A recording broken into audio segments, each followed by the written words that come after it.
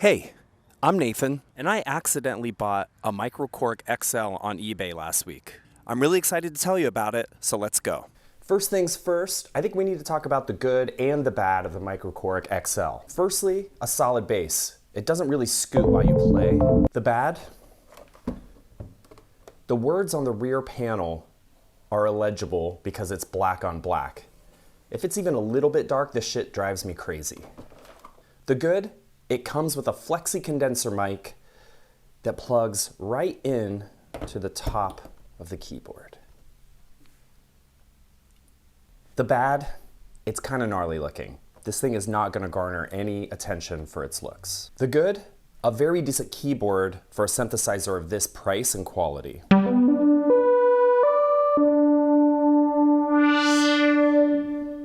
The bad, the knobs are wiggly. I don't think anybody likes wiggly knobs. The good, it's really easy to save sounds and tweaks to presets on the MicroKorg XL. Just hit right again, and hold. The bad, a lot of synthesizer players are looking for direct control over their parameters. And the MicroKorg XL, these knobs here control all of the effects on this panel. So, I find myself hitting the filter a lot, obviously. I've got resonance here, and that's cool. But let's say you want to, change the attack. You're going to have to scroll down here. There's decay, there's release, there's attack.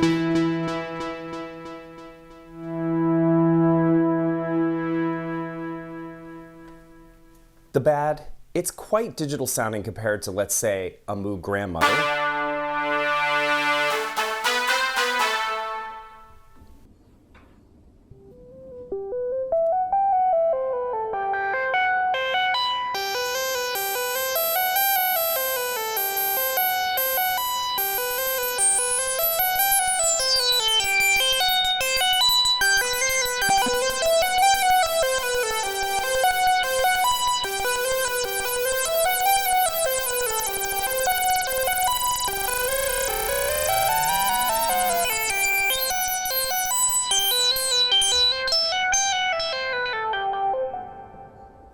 And now to one of the things I love about the MicroKorg XL. It's got a really cool arpeggiator.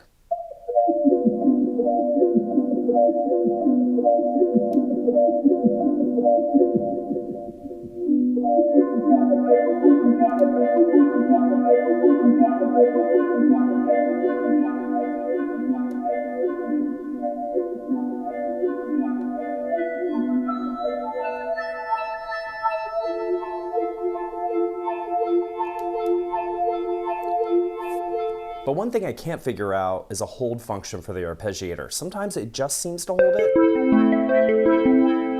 and other times not. The good, the MicroKorg has a mod wheel.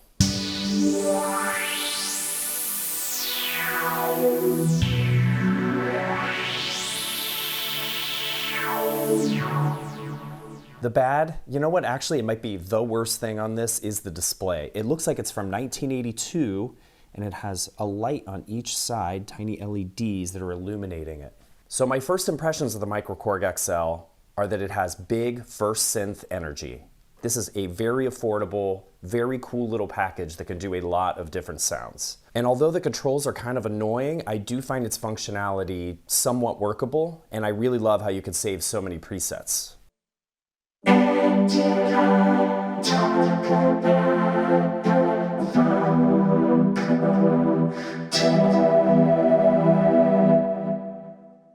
Yes, it has a vocoder, and I love it.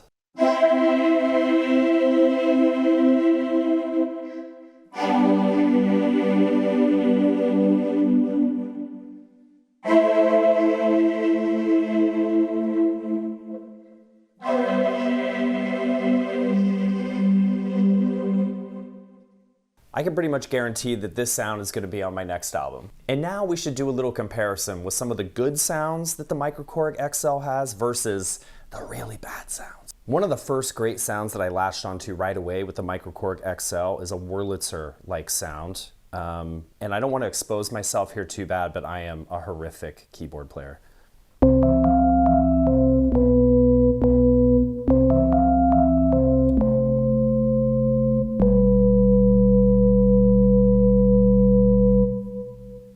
So let's dig in a little bit to the sounds that you can get with this Wurlitzer. Just like the other sounds, here's our cutoff. Our resonance. Particular interest might be the portamento. Serious mod effect there. And here you have oscillator control. It's kind of cool. Wow, that is psycho cool. Okay, but keeping this normal, I think this sounds good. Quite low, this oscillator. And I feel like you can actually do a lot with this sound. Oh my god, my keyboard playing is so bad.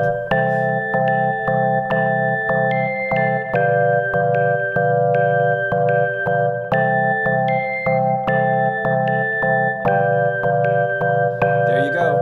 Demented merry-go-round.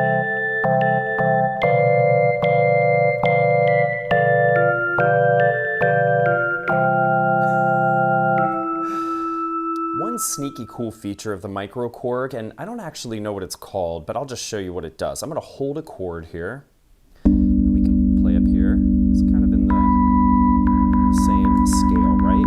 We can octave up, and this keeps my pitch at the same place. But now, whatever I hit after this will be higher and higher. I really like this. I find myself using this feature a lot. And it can even be cool because you can even go really low. That's pretty awesome, right? So you might see me doing that a lot in this video, holding a chord, octaving up or down.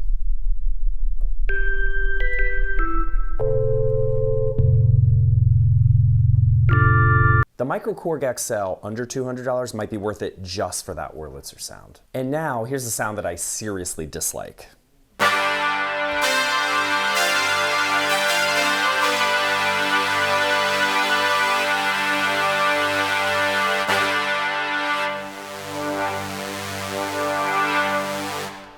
And now another sound that I actually like, this low pad.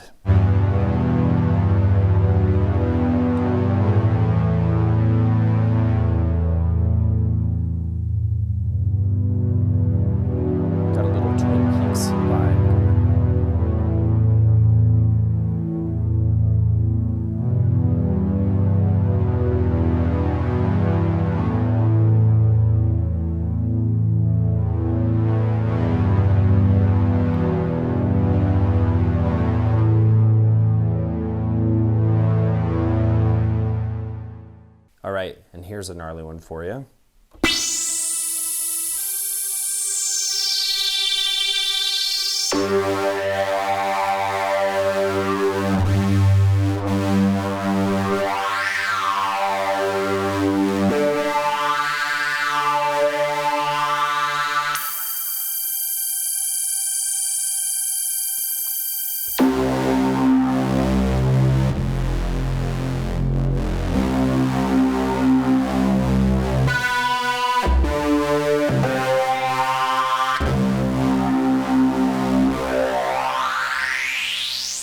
Okay, I changed my mind. I really like that patch. Here's a sound I struggle with, liking or not liking. It's Poly 6, so it must be a sound from the Korg Poly 6. Let's dig in. It's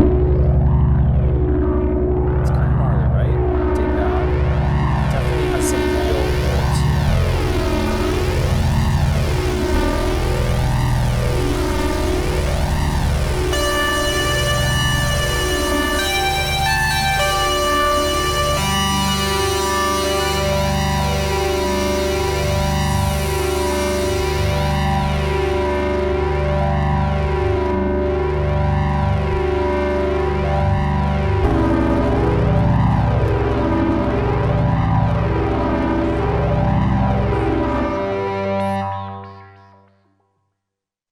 Let's get into some of the ARP presets on the MicroKorg XL, which are really, really cool.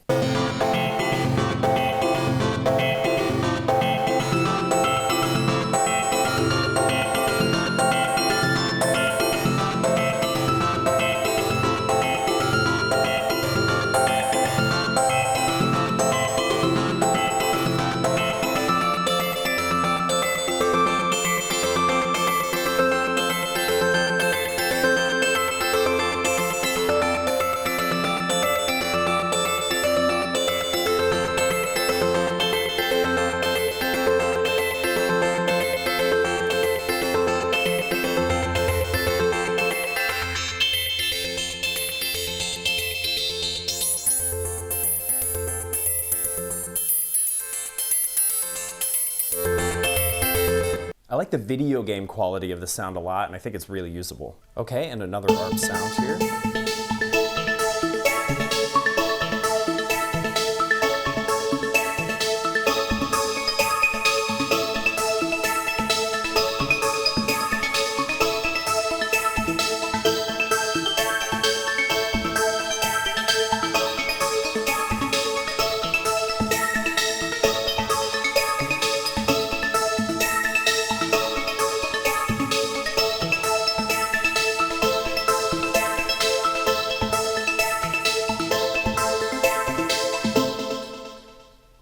I don't even know what to call this sound, but I'm kind of enjoying it. Maybe it would be good for a dance music piece. Now, easily, one of my favorite sounds on the entire unit, outside of that Wurlitzer sound, is this ARP sound.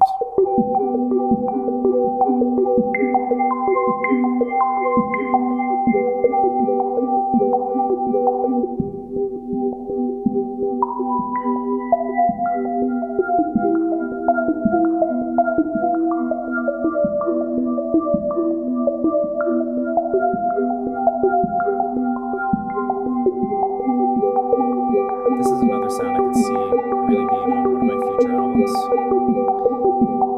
Do any of you know the album Deep Breakfast? It's like a very early new age record from a guy who I think was a lute player, but then got a DX7.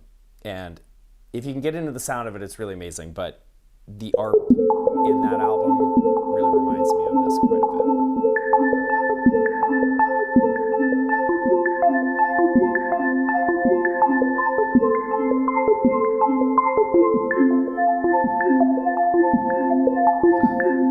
It's beautiful, and it's called Mind Trip.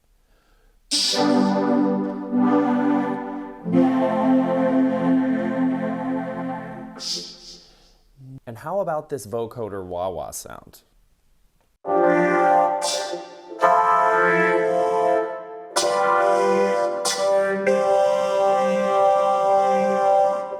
Packing a lot of sonic possibilities into something that costs way less than a modern guitar pedal does is just a win for me. You're probably thinking it's the perfect place for a beginning musician to get started, and I totally agree with you. Despite its horrific screen and clunky controls, there's a lot of usable sounds inside the MicroKorg XL, and I would love to hear if you've made something with this instrument. As always, thank you so much for watching. Leave me a comment about the video or about my very cringy on-screen persona. Shout out to my 100 subscribers. I couldn't have done this without you, and I appreciate you so much. Thanks so much for watching, and I'll see y'all soon.